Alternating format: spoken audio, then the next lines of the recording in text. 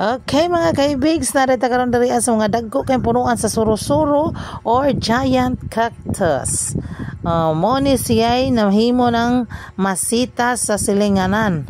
Pero anindot siya tanahon, pero kahadlukan tambal po ni siya mga kaibigs. Kung ikaw matunok, bisan unsa nga klase nga tunok labi na og mga gagmay ra, pwede ni ang iyahang dahon, uksi lang ka. Ang pinaka punuan sa iyahang dahon na dagta imong ibutang dito sa imuhang natungkan mga kalima siguro ka bises imuhang patud-an, sulbong na ng imuhang tunok, di na ka mag-agiri. Anindot kayo pero delikado kay nay daghang kayong tunok unya makatambal pod siya sa natunok.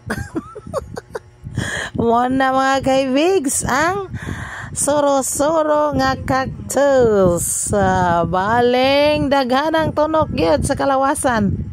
Narao pino pa gyud kayo nagtunok, pero ang silbi dako na niya nga punuan, wala na tunok, sinaw pa sinaw. Moro to mga kaibigs, thank you for watching, bye.